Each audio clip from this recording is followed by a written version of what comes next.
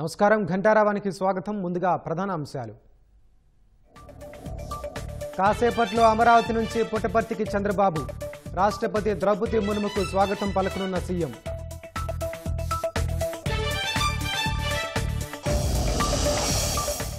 Amaravati seed access road పనులు పరిశీలించిన నారాయణ, కొండవీటి వాగు వద్ద స్టీల్ బ్రిడ్జ్ నిర్మాణం వేగవంతానికి ఆదేశం. స్థానిక సంస్థల పోరుకు ఎన్నికల సంఘం కసరత్తు, 175 నియోజకవర్గాల ఓటర్ల జాబితాలు సేకరణ.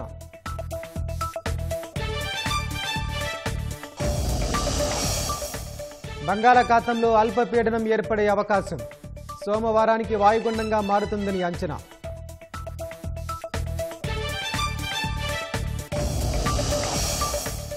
G20 సదస్సులో ఆస్ట్రేలియా ప్రధానితో మోదీ ద్వైపాక్షిక భేటీ, టెక్ వ్యవస్థాపకులు ప్రవాస భారతీయులతో సమాలోచనలు.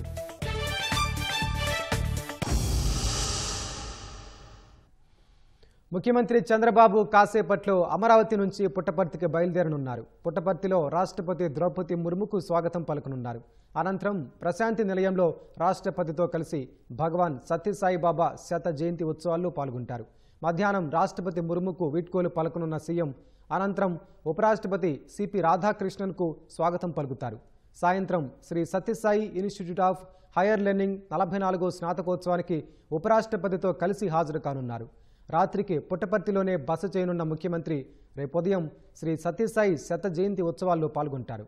మధ్యాహ్నం పుట్టపర్తి నుంచి బయలుదేరి ఉండవల్లిలోని సీఎం క్యాంపు కార్యాలయానికి తిరిగి చేరుకుంటారు.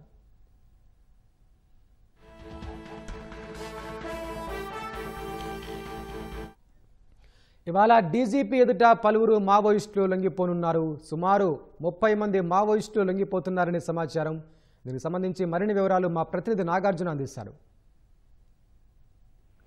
తెలంగాణలో మరొక భారీగా మావోయిస్టులు లొంగిపోనున్నారు. మొత్తం 37 మంది మావోయిస్టులు లొంగిపోనున్నట్టుగా తెలుస్తుంది. మొత్తం ఇప్పుడు వరుసగా పోలీసులు ఆపరేషన్ నిర్వహించడం, ఇటీవల ఏపీలో హెడ్మా చనిపోవడం, తర్వాత కీలక నేతలందరూ కొంతమంది లొంగిపోవడం, తర్వాత చాలా మంది కూడా ఎన్కౌంటర్ గురవడం తోటి వరుసగా మావోయిస్టుల లొంగిబాటు కొనసాగుతుంది. ఇప్పటి వరకు మొత్తం తెలంగాణ డీజీపీ అయితే మధ్యాహ్నం 3 గంటలకు మొత్తం 37 మంది మావోయిస్టులు లొంగిపోనున్నట్టుగా తెలుస్తుంది. ఇందులో ప్రధానంగా ఆజాద్ తో పాటుగా ఎర్రాలు, అప్పాసి నారాయణ ప్రధానంగా ఉన్నట్లుగా ఇందులో తెలుస్తోంది. అయితే ఇప్పుడు లొంగిపోనున్నటువంటి వాళ్ళలో కొయ్యర సాంబయ్య అలియాస్ ఆజాద్, అతనే చాలా కీలకంగా స్టేట్ కమిటీ మెంబర్ గా ఉన్నట్లుగా తెలుస్తోంది. అప్పాసి నారాయణ అన్నటువంటి మరొక వ్యక్తి మావోయిస్టు, అతను కూడా స్టేట్ కమిటీ మెంబర్లు ఉన్నారు. అందుతో పాటుగా ఛత్తీస్గఢ్, తెలంగాణకి సంబంధించినటువంటి మొత్తం 37 మంది ఇందులో మావోయిస్టులు డీజీపీ ఎదుట లొంగిపోనున్నట్లుగా సమాచారం. అయితే వీళ్ళంతా కూడా మధ్యాహ్నం 3 గంటలకి డీజీపీ శివధర్ రెడ్డి పోలీసులు కలిసి ప్రెస్ మీట్ ఏర్పాటు చేయనున్నారు. మధ్యాహ్నం వీళ్ళంతా కూడా లొంగిపోనున్నారు. వీళ్ళందరూ కూడా వరుసగా ఈ మావోయిస్టులకు సంబంధించినటువంటి ఎన్కౌంటర్లు జరగడం, వరుసగా వీళ్ళు రీసెంట్ గా జరిగినటువంటి ఇన్సిడెంట్లు కావచ్చు, దాదాపు ఇప్పుడు ఉన్నటువంటి స్టేట్ కమిటీలో కీలకమైనటువంటి సభ్యులందరూ కూడా లొంగిపోయారు. ఇప్పుడు ఉన్నటువంటి దండకారణ్యంలో కొంతమంది, ఇందులో ఉన్నటువంటి వాళ్ళందరూ కూడా దండకారణ్యంలో కొంతమంది పనిచేశారు. పలు చోట్ల పనిచేసినటువంటి ఎర్రాలు, దాంతో పాటుగా ఆజాద్, హిడ్మాకి చాలా అనుచరుడుగా ఉన్నటువంటి ఆజాద్, ఇతర వ్యక్తులు కూడా ఈ లొంగిపోతున్నట్టుగా తెలుస్తోంది. సో ఇప్పుడు దాదాపు మావోయిస్టులు ఉన్నటువంటి లొంగిపోయినటువంటి సమాచారం మేరకు ఇప్పటి వరకు తెలంగాణలో 600కు పైగా మావోయిస్టులు లొంగిపోయారని డీజీపీ ఇటీవల ప్రకటించడం జరిగింది. లొంగిపోయే వాళ్ళకి అన్ని సౌకర్యాలు కల్పిస్తామని చెప్పడం, మరోవైపు ఎవరైతే ఉద్యమాలు ఇంకా చేస్తున్న వారిపై పోలీసులు కఠినంగా వ్యవహరించడం, వాళ్ళని ఉపేక్షించలేదని చెప్పడం, మరోవైపు ఈ కగార్ ఆపరేషన్ కావచ్చు, ఇవన్నిటిని బేస్ చేసుకొని ప్రస్తుతానికైతే ఇప్పుడు వరుస ఘటనలతో మావోయిస్టులు అందరూ కూడా లొంగిపోవాలని చెప్తారు. ఇటీవల లొంగిపోయిన మావోయిస్టులు కూడా చాలా మంది వాళ్ళు కూడా పోలీసుల దగ్గరకు వచ్చి లొంగిపోండి అని చాలా మంది పిలుపునిచ్చారు. సో మొత్తం మీద ఇప్పుడు కీలక నేతలందరూ లొంగిపోయినట్లుగా అయింది. ఇప్పుడు ఇద్దరు ఆజాద్ తో పాటుగా ఎర్రాలు, అప్పాసి నారాయణ లొంగుబాటుతోటి దాదాపు మావోయిస్టులు ఉన్నటువంటి చాలా మంది తెలంగాణకు చెందినటువంటి కీలక సభ్యులంతా కూడా లొంగిపోయినట్లుగా కనిపిస్తోంది. దీనికి సంబంధించినటువంటి పూర్తి వివరాలు మధ్యాహ్నం 3 గంటలకు డీజీపీ శివధర్ రెడ్డి వివరించనున్నారు. సో ఈయన తర్వాత కూడా మరికొంతమంది మావోయిస్టుల దళంలో ఉన్న పనిచేస్తున్నటువంటి సభ్యులు కూడా లొంగిపోతారని సమాచారం. పోలీసులకి గత కొన్ని రోజులుగా వీళ్ళంతా కూడా టచ్ లో ఉన్నారు. తాము లొంగిపోదలుచుకున్నామని పోలీసులకి సమాచారం అందించారు.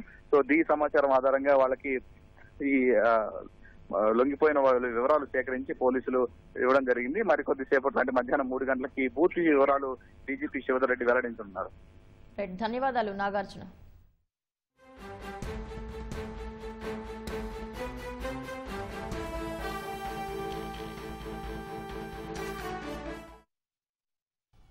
రాజధాని అమరావతిలో సీడ్ యాక్సిస్ రోడ్డు నిర్మాణ పనులను మంత్రి నారాయణ పరిశీలించారు. రాజధాని ప్రాంతాన్ని 16వ నెంబర్ జాతీయ రహదారికి అనుసంధానం చేయడంలో సీడ్ యాక్సిస్ రోడ్డు ఎంతో కీలకం. అయితే పెనుమాక ఉండవల్లిలో భూ సమీకరణకు కొంతమంది ముందుకు రాకపోవడంతో రోడ్డు పనులు ఆగిపోయాయి. రోడ్డు పనుల పూర్తికి ఆటంకంగా ఉన్న ప్రాంతాలను మంత్రి నారాయణ పరిశీలించారు. ఇటీవల కొందరు రైతులు భూ సమీకరణకు అంగీకరించారు. దీంతో అడ్డంకులు కొంతమేర తొలగాయి. అక్కడ పనులు చేపడుతున్నారు. సీడ్ యాక్సిస్ రోడ్డులో కొండవీటి వాగు, గుంటూరు ఛానల్, బకింగ్హామ్ కెనాల్స్పై నిర్మిస్తున్న బ్రిడ్జ్ పనులను మంత్రి పరిశీలించారు. విజయవాడ నుంచి రాజధానికి కరకట్టి మీదుగా వెళ్లే అవసరం లేకుండా త్వరితగతిన సీడ్ యాక్సిస్ రోడ్డు పనులు పూర్తి చేయాలని అధికారులను ఆదేశించారు. కొండవీటి వాగు ఎత్తిపోతల వద్ద జరుగుతున్న స్టీల్ బ్రిడ్జ్ నిర్మాణం వేగవంతం చేయాలని మంత్రి నారాయణ అధికారులను ఆదేశించారు. బంగాళాఖాతంలో అండమాన్ సమీపంలో నేడు అల్పపీడనం ఏర్పడే అవకాశం ఉందని భారత వాతావరణ విభాగం తెలిపింది. ఇది పశ్చిమ వాయువ్య దిశగా కదులుతూ సోమవారం నాటికి దక్షిణ మధ్య బంగాళాఖాతంలో వాయుగుండంగా మారుతుందని అంచనా వేసింది. తర్వాత అదే దిశలో ప్రయాణిస్తూ బుధవారం నాటికి నైరుతి బంగాళాఖాతంలో తుపానుగా బలపడే అవకాశం ఉంది. దీని ప్రభావంతో రాబోయే 3 రోజుల్లో రాష్ట్రంలోని పలు ప్రాంతాల్లో తేలికపాటి నుంచి ఓ మోస్తరు వర్షాలు కురవచ్చని అమరావతి వాతావరణ కేంద్రం వెల్లడించింది. శనివారం ప్రకాశం, శ్రీ పొట్టి శ్రీరాములు నెల్లూరు, వైఎస్ఆర్ కడప, అన్నమయ్య, చిత్తూరు, తిరుపతి జిల్లాల్లో అక్కడక్కడా తేలికపాటి నుంచి ఓ మోస్తరు వర్షాలు కురిసే అవకాశం ఉందని రాష్ట్ర విపత్తుల నిర్వహణ సంస్థ తెలిపింది. అల్పపీడనం ఏర్పడనున్న నేపథ్యంలో బంగాళాఖాతం నుంచి తేమ గాలులు వీస్తున్నాయి. వీటి ప్రభావంతో రాష్ట్రంలో చలి తీవ్రత తగ్గింది. ఏజెన్సీ ప్రాంతాల్లో కనిష్ట ఉష్ణోగ్రతలు పెరిగాయి. అల్లూరి సీతారామరాజు జిల్లాలో 13 డిగ్రీలకు పైగా నమోదయ్యాయి. తుపాను తీవ్రత తగ్గే వరకు చలి తీవ్రత పెద్దగా ఉండకపోవచ్చని నిపుణులు చెబుతున్నారు.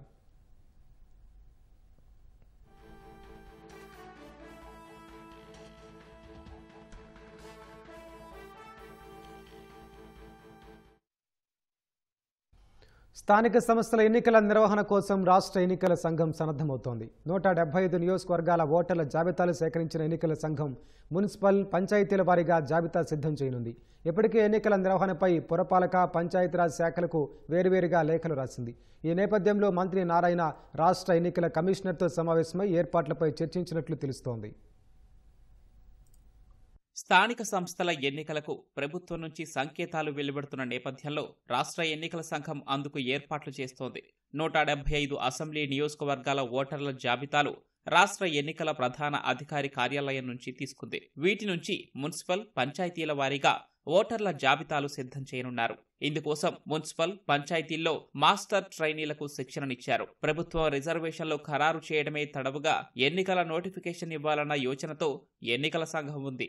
ఈ నేపథ్యంలో రాష్ట్ర ఎన్నికల కమిషనర్ నీలం సాహ్నిని పురపాలక, పట్టణాభివృద్ధి శాఖ మంత్రి నారాయణ శుక్రవారం కలవటం ప్రాధాన్యం సంతరించుకుంది. స్థానిక సంస్థలకు ఎన్నికల ఏర్పాట్లపై ఎన్నికల సంఘం పురపాలక, పంచాయతీరాజ్ శాఖలకు వేర్వేరుగా ఇటీవల లేఖలు రాసింది. ప్రభుత్వ సన్నద్ధతపై మంత్రి నారాయణ ఎన్నికల కమిషనర్తో చర్చించినట్లు తెలుస్తోంది. స్థానిక సంస్థల ఎన్నికలకు సన్నద్ధం కావాలని సీఎం చంద్రబాబు ఈ నెల 19న టీడీపీ ఎమ్మెల్యేలు, నాయకులతో నిర్వహించిన టెలికాన్ఫరెన్స్ లో సూచించారు. 3-4 నెలల్లో ఎన్నికలు వస్తున్నాయని, ఇప్పటి నుంచే ప్రజల్లో ఉండాలని ఆయన చెప్పడం ద్వారా ప్రభుత్వం స్థానిక సమరానికి సిద్ధమవుతోందన్న విషయం స్పష్టమవుతోంది. 2021 ఫిబ్రవరిలో పంచాయతీలకు, అదే ఏడాది మార్చిలో మున్సిపల్ ఎన్నికలు నిర్వహించారు. ప్రస్తుత పాలక వర్గాల పదవీకాలం మరో 4 నెలల్లో ముగియనుంది. 3 నెలలు ముందుగా డిసెంబర్లో ఎన్నికలు నిర్వహించాలని ఎన్నికల సంఘం యోచిస్తోంది. ప్రభుత్వ సన్నద్ధత లేకుండా ఎన్నికల నిర్వహణ సాధ్యం కాదు. రాష్ట్ర ఎన్నికల కమిషనర్ లేఖలపై ప్రభుత్వం నుంచి అధికారికంగా ఇంకా సమాధానం రాలేదు. రాష్ట్ర ఎన్నికల సంఘం ప్రతిపాదనల ప్రకారమైతే డిసెంబర్లో ఎన్నికలు నిర్వహించే అవకాశాలు కనిపించడం లేదు. రిజర్వేషన్లకు సంబంధించిన ప్రక్రియ పూర్తికి 30 నుంచి 45 రోజుల సమయం అవసరమని అధికారులు చెబుతున్నారు. పంచాయతీ, మున్సిపల్ ప్రస్తుత పాలక వర్గాల పదవీకాలం ముగిశాకే ఎన్నికలు నిర్వహించే అవకాశాలున్నాయని అభిప్రాయపడుతున్నారు. ఫిబ్రవరి నెలాఖరుకు రిజర్వేషన్ల ప్రక్రియను పూర్తి చేస్తే మార్చిలో ఎన్నికల సంఘం నోటిఫికేషన్ ఇవ్వనుంది. ఏప్రిల్లో మొదటి వారంలో ఎన్నికల నిర్వహణకు షెడ్యూల్ విడుదలయ్యే అవకాశాలున్నాయి. స్థానిక ఎన్నికలకు తెలంగాణ, తమిళనాడు, కర్ణాటక నుంచి అదనంగా దాదాపు 1,00,000 బ్యాలెట్ బాక్సులు తెప్పించాలన్న యోచనతో ఎన్నికల సంఘం ఉంది. గత ఎన్నికల సమయంలోనూ ఇతర రాష్ట్రాల నుంచి వీటిని తెప్పించారు. రాష్ట్రంలో ప్రస్తుతం 1.20 లక్షల బ్యాలెట్ బాక్సులున్నాయి. పంచాయతీ, మున్సిపల్ ఎన్నికలు ఒకేసారి నిర్వహిస్తే అదనపు బాక్సులు అవసరమవుతాయని భావిస్తున్నారు. ఎన్నికల ఏర్పాట్ల కోసం పంచాయతీరాజ్, పురపాలక శాఖల నుంచి సీనియర్ అధికారులు, సిబ్బందిని డిప్యూటేషన్పై పంపాలని ఆ శాఖలను ఎన్నికల సంఘం కోరింది. ఎన్నికల సమయంలో ప్రతిసారి ఈ శాఖల నుంచి 20 నుంచి 25 మంది అధికారులు, సిబ్బంది సేవలను వినియోగించుకుంటోంది. రాష్ట్ర స్థాయిలో ఏర్పాట్లతో పాటు జిల్లాలతో సమన్వయం కోసం వీరిని వినియోగిస్తారు. రాష్ట్రంలోని 175 నియోజకవర్గాల్లో ఫుడ్ ప్రాసెసింగ్ యూనిట్లు ఏర్పాటు చేయాలని ముఖ్యమంత్రి చంద్రబాబు అధికారులను ఆదేశించారు. ఫార్మర్ యాప్ను రైతులకు చేరువ చేసి సాంకేతికతను ఉపయోగించేలా ప్రోత్సహించాలని సూచించారు. సాగుదారుడికి, వినియోగదారుడికి లాభం కలిగేలా చర్యలు చేపట్టాలని వ్యవసాయ రంగంపై సమీక్షలో దిశానిర్దేశం చేశారు. అమరావతి సచివాలయంలో వ్యవసాయ శాఖపై సీఎం చంద్రబాబు సమీక్ష నిర్వహించారు. వ్యవసాయ ఉత్పత్తులకు విలువ జోడింపు ద్వారా రైతులకు అత్యధిక ప్రయోజనం కల్పించే అవకాశం ఉందని సీఎం తెలిపారు. ఈ నెల 24 నుంచి 29 వరకు జరిగే రైతన్నా మీకోసం కార్యక్రమంతో పాటు డిసెంబర్ 3న నిర్వహించే వర్క్షాప్లో తాను పాల్గొంటానని చంద్రబాబు వెల్లడించారు. ఈ కార్యక్రమానికి ప్రజాప్రతినిధులు, అధికారులు హాజరు కావాలని ఆదేశించారు. రైతు సేవా కేంద్రం పరిధిలో ప్రతి రైతు ఇంటికి ముఖ్యమంత్రి లేఖను అందించి నిర్దేశించిన పంచసూత్రాల్ని వివరించి చెప్పాలని దిశానిర్దేశం చేశారు. వ్యవసాయం, ఉద్యాన, ఆక్వాకల్చర్లో అత్యుత్తమ సాగు విధానాలు పాటించేలా చైతన్యం కలిగించాలని నిర్దేశించారు. నీటి భద్రతలో భాగంగా భూగర్భ జలాలు, రిజర్వాయర్లు, చెరువుల్లోని నీటి నిల్వల వివరాలతో పాటు సమర్థ నీటి నిర్వహణ వల్ల కలిగే లాభాల్ని రైతులకు వివరించాలన్నారు. డిమాండ్ డ్రివెన్ అగ్రికల్చర్లో భాగంగా వాణిజ్య, అంతర ప్రత్యామ్నాయ పంటలు, ప్రకృతి సేద్యం గురించి చెప్పాలన్నారు. అగ్రిటెక్లో భాగంగా వ్యవసాయ యాంత్రీకరణ, డ్రోన్ వినియోగం, శాటిలైట్ టెక్నాలజీ లాంటి అంశాలు ఉండాలని సూచించారు. ఫుడ్ ప్రాసెసింగ్లో వాల్యూ అడిషన్, ఎఫ్పీఓలు, ఫుడ్ ప్రాసెసింగ్ యూనిట్లు, ప్రోడక్ట్ పర్ఫెక్షన్, ప్యాకింగ్ అంశాలపై అవగాహన కల్పించాలని సీఎం స్పష్టం చేశారు. అరటి ధర పడిపోకుండా తగిన చర్యలు తీసుకోవాలని ఉద్యాన శాఖ అధికారుల్ని చంద్రబాబు ఆదేశించారు. అనంతపురం, కడప, నంద్యాల జిల్లాల్లో 40,000 హెక్టార్లలో అరటి సాగైందని అధికారులు సీఎంకు వివరించారు. మహారాష్ట్ర, ఉత్తరప్రదేశ్, మధ్యప్రదేశ్, ఒడిశా లాంటి రాష్ట్రాల్లో ఉత్పత్తి గణనీయంగా పెరగడం, వర్షాల కారణంగా ఎగుమతి వెరైటీ దెబ్బతిని ధరలు పడిపోయాయని తెలిపారు. అరటి రైతుకు మద్దతు ధర లభించేలా చూడాలని, మార్కెటింగ్ కల్పించాలని చంద్రబాబు ఆదేశించారు. పొరుగు రాష్ట్రాలకు ఎగుమతి చేసేలా చర్యలు తీసుకోవాలని సూచించారు. ఉద్యాన ఉత్పత్తుల్ని జల రవాణా, రైలు రవాణాతో పాటు అవసరమైతే ఎయిర్ కార్గో ద్వారా రవాణా చేసేందుకు చర్యలు చేపట్టాలన్నారు. పత్తి కొనుగోళ్లలో కాటన్ కార్పొరేషన్ ఆఫ్ ఇండియా అధికారుల తీరుపై ముఖ్యమంత్రి ఆగ్రహం వ్యక్తం చేశారు. సీసీఐ యాప్ ద్వారా స్లాట్ బుకింగ్ చేసినా రైతులు ఇబ్బందులు ఎదుర్కోవడంపై ఆరా తీశారు. ఎట్టి పరిస్థితుల్లో పత్తి రైతులు నష్టపోవడానికి వీల్లేదని తేల్చి చెప్పారు. దీనిపై కేంద్రానికి లేఖ రాయాలని అధికారుల్ని ఆదేశించారు. వ్యవసాయ శాఖ తయారు చేసిన ఫార్మర్ యాప్ను ప్రతి రైతుకు చేరువ చెయ్యాలని సీఎం సూచించారు. యాప్ ద్వారా వ్యవసాయ భూమి, పంట సాగు వివరాలు, వాతావరణ సలహాలు, తెగుళ్లపై హెచ్చరికలు, మార్కెట్ ధరలు, భూసార పరీక్షలు, మార్కెట్ ఇంటెలిజెన్స్ లాంటి వివరాలు అందించాలన్నారు. రియల్ టైంలో సమాచారం అందితేనే రైతులకు ప్రయోజనం ఉంటుందని తెలిపారు. క్షేత్రస్థాయిలో అగ్రికల్చర్, హార్టికల్చర్, సెరికల్చర్, ఆక్వాకల్చర్ అసిస్టెంట్లు మంచి సేవలు అందిస్తున్నారని కొనియాడారు. రైతన్నా మీకోసం కార్యక్రమాన్ని రైతుల వద్దకు తీసుకెళ్లడంలో వారంతా ముఖ్య పాత్ర పోషించాలని సూచించారు. ఎప్పుడూ ఇంట్లోనే ఉండేవారు. బయటకొస్తే ఎవరికీ తమ గురించి తెలియకుండా చాలా జాగ్రత్తలు తీసుకునేవారు. ఎవరితోనూ మాట కలిపేవారు కాదు. ఇరుగు పొరుగు మాట్లాడేందుకు ప్రయత్నించినా ఆసక్తి చూపించేవారు కాదు. ఇది విజయవాడలో ఇటీవల దొరికిపోయిన మావోయిస్టులు తమ ఉనికి బయటపడకుండా వ్యవహరించిన తీరు. దీంతో పోలీసులు వచ్చి అదుపులోకి తీసుకునే వరకు వాళ్ళు మావోయిస్టులనే విషయం తెలియదని స్థానికులు చెబుతున్నారు. అరణ్యం నుంచి విజయవాడకొచ్చిన మావోయిస్టులు వారి ఉనికి బయటపడకుండా చాలా జాగ్రత్తలు తీసుకున్నారు. రామవరప్పాడు రైల్వే స్టేషన్ కు ఆనుకుని ఉన్న వీధిలో రైవస్ కాలువ ఒడ్డున ఉన్న ఓ రేకుల షెడ్డును రెంగు, మంగి అద్దెకు తీసుకున్నారు. విద్యుత్ శాఖలో లైన్మెన్ గా పనిచేసి రిటైర్ అయిన మధుసూదన్ రావు ఇంట్లో ఆగస్టులో చేరిన వీరిద్దరూ తెలుగు రాదని హిందీలోనే మాట్లాడుకునేవారని తెలిసింది. ఈ ఇంటికి తరచూ మరో 2 వ్యక్తులు కూడా వస్తుండేవారని పక్కింటి వారు చెప్తున్నారు. తెలుగు మాట్లాడే వ్యక్తి ఇంటికి కూరగాయలు, తాగునీటి క్యాన్లు తీసుకొచ్చేవారన్నారు. దుస్తులు ఉతుక్కునేందుకు మాత్రమే మంగి బయటకొచ్చేదని, మిగిలిన సమయంలో ఇంట్లోనే ఉంటూ కిటికీ తలుపు మాత్రమే తీసి బయటకు చూసేదని తెలిసింది. రెంగు బయటకు వెళ్లేటప్పుడు ఇంటికి తాళం వేసేవాడని, మంగి లోపలే ఉండిపోయేది. ద్విచక్ర వాహనాన్ని ఇంటి వద్ద కాకుండా దూరంగా నిలిపేవారు. పక్కవారు గుచ్చి అడిగితే రోడ్డు కాంట్రాక్టు తీసుకున్నామని, పర్యవేక్షించేందుకొచ్చామని చెప్పేవారు.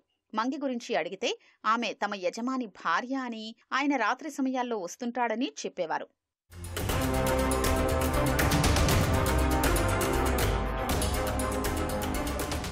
ప్రసాదంపాడు రైలు పట్టాల పక్కన ఇంట్లోని మొదటి అంతస్తులోకి 3 నెలల క్రితం మావోయిస్టులు చేరారు. ఇక్కడ చిన్మయ్ అలియాస్ మనీలా ఉండేది. 2 మావోయిస్టులు వచ్చి ఆమె తమ చెల్లెలని, భర్త చనిపోయాడని, చాలా కష్టాల్లో ఉందని ఇంటి యజమానిని నమ్మించారు. తాము బదిలీపై వెళుతున్నామని, తమతో తీసుకెళ్లడానికి తమ అత్తమామలు అంగీకరించలేదని, అందుకే వేరే ఇల్లు తీసుకుని ఉంచుతున్నామని చెప్పారు. చిన్మయ్ ఎప్పుడూ బయటకొచ్చేది కాదని ఇంటి యజమాని చెప్తున్నారు. ఉద్యోగుల సంక్షేమం, భద్రతే లక్ష్యమంటూ కేంద్రం రూపొందించిన 4 లేబర్ కోడ్లపై కార్మిక సంఘాలు నిరసన వ్యక్తం చేశాయి.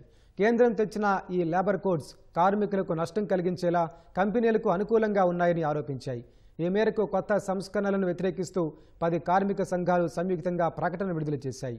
ఏకపక్షంగా నిర్ణయం తీసుకుని వీటిని అమలు చేయడాన్ని తీవ్రంగా ఖండిస్తున్నట్లు పేర్కొన్నాయి. ఇది ప్రజాస్వామ్య విరుద్ధమని, ఈ కార్మిక చట్టాలన్నీ ప్రజాస్వామ్య సూత్రాలకు వ్యతిరేకంగా ఉన్నాయని మండిపడ్డాయి. ఇవి దేశ సంక్షేమ స్వభావాన్ని శిథిలావస్థకు చేరుస్తాయని ఆరోపించాయి.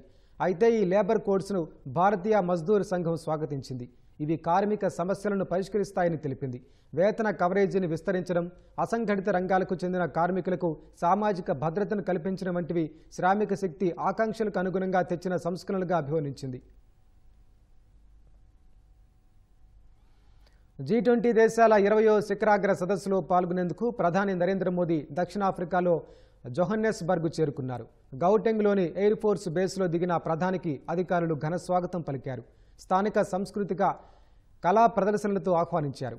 అనంతరం దక్షిణాఫ్రికాలో నివసిస్తున్న భారత సంతతికి చెందిన టెక్ వ్యవస్థాపకులు, ప్రవాస భారతీయులతో ముచ్చటించిన ప్రధాని భారత్తో వారి సంబంధాన్ని మరింత పెంచుకోవాలని పిలుపునిచ్చారు. యోగా, ఆయుర్వేదం వంటి అభ్యాసాలతో దక్షిణాఫ్రికా ప్రజల్లో భారతీయ సంస్కృతిపై ప్రజాదరణను మరింత పెంచాలన్నారు. అటు ఆస్ట్రేలియా ప్రధాని ఆంటోనీ ఆల్బనీస్తో భేటీ అయిన ప్రధాని రక్షణ, భద్రత, కీలకమైన ఖనిజాలు, వాణిజ్యం, పెట్టుబడుల వంటి రంగాల్లో ఇరు దేశాల సంబంధాలపై చర్చించారు. ఇరు దేశాల మధ్య సహకారం మరింత వృద్ధి చెందాలని ఇరు దేశాధినేతలు ఆకాంక్షించారు. తర్వాత నాస్పర్ చైర్మన్ కూస్ బెక్కర్తో సమావేశమైన ప్రధాని భారత్ డిజిటల్ పర్యావరణ వ్యవస్థలో పెట్టుబడుల విస్తరణపై చర్చించారు. ఏఐ, స్టార్టప్, అంతరిక్ష రంగాల్లో పెట్టుబడులను విస్తరించడం, సాంకేతికతలో కొత్త మార్గాలను అన్వేషించడంపై చర్చలు జరిపారు. ఢిల్లీలో జరుగుతున్న అంతర్జాతీయ వాణిజ్య సదస్సు 2025లో కేంద్ర మైనింగ్ శాఖ నెలకొల్పిన స్టాల్ ప్రత్యేక ఆకర్షణగా నిలుస్తోంది. గతంలో సేకరించిన ఖగోళ వస్తువులు, డైనోసార్ గుడ్డు, దంతాలు, విలువైన వజ్రాలు, అత్యంత అరుదైన ఖనిజాలను సందర్శకుల కోసం ప్రదర్శిస్తోంది. కశ్మీర్, కర్ణాటక, జార్ఖండ్, రాజస్థాన్ నుంచి సేకరించిన లిథియం నమూనాలను వీక్షించేందుకు సందర్శకులు ఆసక్తి కనబరుస్తున్నారు. మొబైల్, విద్యుత్ వాహనాల బ్యాటరీ తయారీలో లిథియం కీలకమని అధికారులు తెలిపారు. కంప్యూటర్ చిప్స్, టర్బైన్లు సహా ఇతర ఆధునిక పరికరాల తయారీలో అరుదైన ఖనిజాలు కీలకమని చెప్పారు. ప్రస్తుతం దేశవ్యాప్తంగా వాటి నిక్షేపాల కోసం geological survey of India survey చేస్తోందని వెల్లడించారు. రాగి, అల్యూమినియం, గ్రాఫైట్, జింక్ వంటి ఇతర ఖనిజాలను కూడా కేంద్ర మైనింగ్ శాఖ ప్రదర్శిస్తోంది. నదుల సంరక్షణ గురించి అవగాహన కల్పించడానికి వినూత్న పద్ధతిని ఎంచుకున్నాడు మహారాష్ట్రలోని పుణేకు చెందిన ఓ యువకుడు. వీధుల్లో 6 సంగీత వాద్యాలను వాయిస్తూ నదులను కాపాడటం, శుద్ధి చేయడం గురించి ప్రజల్లో అవగాహన తెచ్చేందుకు ప్రయత్నిస్తున్నాడు. పుణే మున్సిపల్ కార్పొరేషన్ 2024 డిసెంబర్లో పుణే పునరుజ్జీవన ప్రాజెక్టును ప్రారంభించింది. అయితే ఈ ప్రాజెక్టు పర్యావరణానికి హాని కలిగిస్తుందని యువ ఇంజనీర్ స్వప్నిల్ ఠాకూర్ ఆందోళన వ్యక్తం చేస్తున్నాడు. నదిని శుభ్రపరిచే ప్రాజెక్టుల పేరుతో అధికారులు నది చుట్టూ నిర్మాణాలను అనుమతిస్తున్నారని ఆరోపించాడు. ఫలితంగా ఆక్రమణలు జరుగుతున్నాయని చెప్పాడు.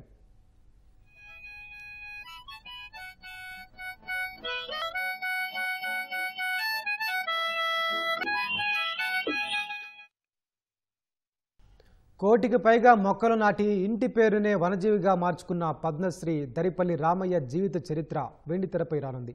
ప్రముఖ సినీ నటుడు బ్రహ్మాజీ రామయ్య పాత్రలో నటిస్తుండగా వేముగంటి దర్శకత్వం వహిస్తున్నారు. వనజీవి చిత్ర షూటింగ్ ఖమ్మంలో లాంఛనంగా ప్రారంభమైంది. కోటికి పైగా మొక్కలు నాటి సరికొత్త చరిత్ర సృష్టించిన ఖమ్మం జిల్లా ముద్దుబిడ్డ దరిపల్లి రామయ్య జీవితం త్వరలోనే వెండితెరపై ఆవిష్కృతం కాబోతుంది.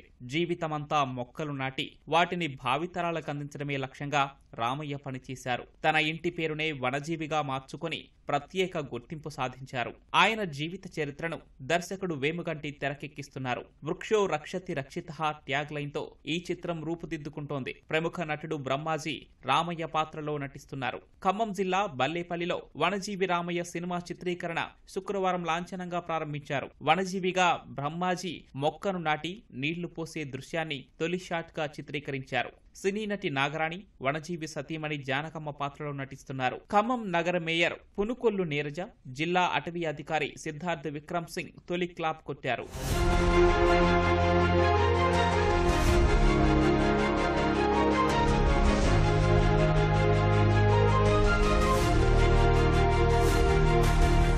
వనజీవి రామయ్య బయోపిక్ భావితరాలపై ఎంతో ప్రభావం చూపుతుందని చిత్ర బృందం విశ్వాసం వ్యక్తం చేసింది. కోటికి పైగా మొక్కలు నాటిన దర్పల్లి రామయ్య ధన్యజీవి అని బ్రహ్మాజీ దర్శకుడు వేముగంటి అన్నారు. వనజీవి చరిత్రను కళ్లకు కట్టేలా తెరకెక్కిస్తామని తెలిపారు.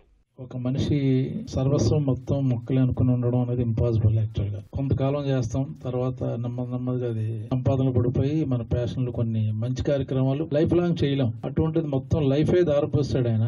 ఆయనకి పద్మశ్రీ రావడం అనేది చాలా అద్భుతమైన విషయం. చాలా ఏళ్ళ నుంచి చాలా సినిమాలు చేస్తున్నాను, డబ్బులు సంపాదించుకుంటాం, but what we are giving back to society. నా తరపున నేను ఏమిస్తున్నాను అన్నది ఇలాంటి సినిమా చేయడం వల్ల. ఇప్పుడు ఆ క్యారెక్టర్ చదివిన తర్వాత, ఆ క్యారెక్టర్ లో వచ్చిన తర్వాత ఇక్కడే ఉండి మొక్కలు నాటేస్తానేమో అని భయంగా ఉంది నాకు. సో అంత ఇన్స్పైర్ అయిన క్యారెక్టర్ ఇది. వనజీవి రామయ్య గారి చరిత్ర మాకు తెలుసు గురించి మేము అందరం ఆర్టిస్టులు కానీ టెక్నీషియన్ కానీ ఎవరు డబ్బులు లేకుండా చేస్తున్నాం. వనజీవి రామయ్య గారు ఒక కర్మయోగి మహానుభావుడు. 1.5 చెట్లు నాటి ఆయన జీవితకాలం చెట్లు నాటడానికి సాగింది ఆయన జీవితం. నేను ప్రొఫెషనల్ గా భావి తరాలుగా మహానుభావుడు చెప్పాలన్న సంకల్పంతో ఆయన జీవిత కథని ఒక బయోపిక్ చేద్దామని నేను మా మిత్రులు అందరం అనుకొని స్వచ్ఛందంగా ముందుకొచ్చామండి. ఈ విషయము ముందుగా మేము జానకమ్మ గారిని కలిసాము. రామయ్య గారి మీద బయోపిక్ చేస్తున్నామమ్మా, మీ సహకారం మీ ఆశీస్సులు కావాలంటే ఆమె తప్పకుండా చేయండి సార్ అని ఆమె బ్లెస్సింగ్స్ ఇచ్చారు. ఈ సందర్భంగా ఈ రోజు ముహూర్తం సాటి బల్లేపల్లి నేచర్ గారు మొదలు పెట్టామండి. వనజీవి రామయ్య గారు ప్రకృతి బాంధవుడు. ఆయనకి కుటుంబం కన్నా కూడా మొక్కలంటే చాలా ప్రేమగా, ఎప్పుడు మొక్కలతోటే మాట్లాడటం కూడా మొక్కలతోనే మాట్లాడేవాడు. ఇంటికి వచ్చిన వాళ్ళకి ప్రతి ఒక్కరికి మొక్క ఇచ్చి పంపించడం జరిగేది. పర్యావరణాన్ని పరిరక్షించడమే కాకుండా ప్రజల్ని రక్షించుతున్న మహానుభావుడు. చనిపోయే వరకు కూడా మొక్క నాటుతూనే ఉన్నాడు. చనిపోయిన తర్వాత కూడా మనందరి మనసుల్లో అలా చిరస్థాయిగా నిలిచిపోవాలి ఆయన. కాబట్టి మనందరం కూడా ఈ పిక్చర్ ని అందరూ ఆదరించుదాం. మొక్కలు నాటే యజ్ఞంలో సరికొత్త చరిత్ర సృష్టించి పద్మశ్రీ పురస్కారం అందుకున్న వనజీవి రామయ్య జీవిత చరిత్ర వెండి తెరపైకి ఎక్కటం పట్ల ఖమ్మం జిల్లా ప్రజలు హర్షాతిరేకాలు వ్యక్తం చేస్తున్నారు.